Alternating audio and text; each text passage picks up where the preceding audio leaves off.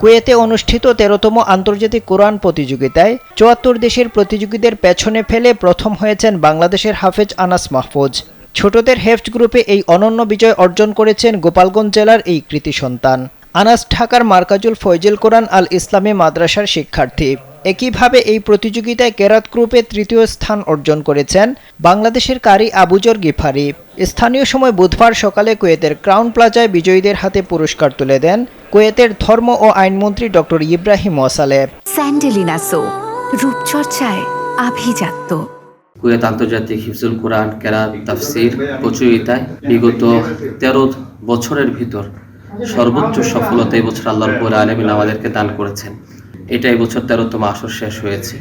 এই ১৩তম আসরের ভিতর এই প্রথম কোনো বাংলাদেশি হাফেজে কোরআন প্রথম স্থান অর্জন করেছেন এবং কেরাতেও সর্বোচ্চ রেজাল্ট এবছর করেছে।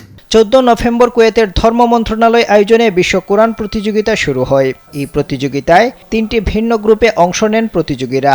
বাংলাদেশ থেকে বিশ্বজয়ী হাফেজ সালেহ আহমদ তাকরিম, হাফেজ আনাস মাহফুজ এবং আবুজর গিফারি অংশ নিয়েছিলেন।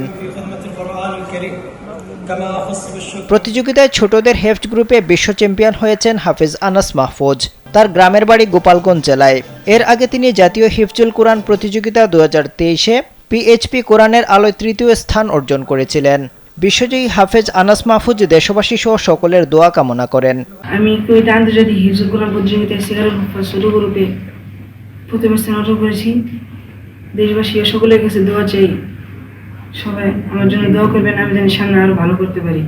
বিজয়ীকারী আবুজর গিফারি বলেন, তিনি মাত্র ৫ বছর বয়সে তার মাকে হারান। বাংলাদেশ থেকে নির্বাচিত হয়ে কুয়েতে কেরাত প্রতিযোগিতায় অংশগ্রহণ করে তিনি তৃতীয় স্থান অর্জন করেছেন। এটা আসলে অনেক গর্বের। এই মুহূর্তে তিনি তার মাকে মিস করছেন বলে জানান। যার ওসিয়ত নিয়ে আজকে এই পথে আমার পদযাত্রা, তিনি হচ্ছেন আমার রাজমণি। তিনি আমার যখন ৫ বছর বয়স তিনি তখন মারা যান এবং তিনি ওসিয়ত করে গিয়েছিলেন যে কোরআনের অফিস হওয়ার জন্য এবং কোরআনের লাইনে লেগে থাকার জন্য। এবং আজকের এই দিনে যেখানে বাংলাদেশের একটি বিশ্বজয় হচ্ছে আলহামদুলিল্লাহ, সেখানে আমি আমার এই মাকে খুব বেশি মিস করছি।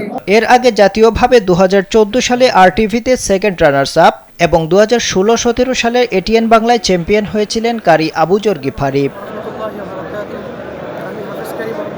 আবদাল হুসাইন, কালবেলা।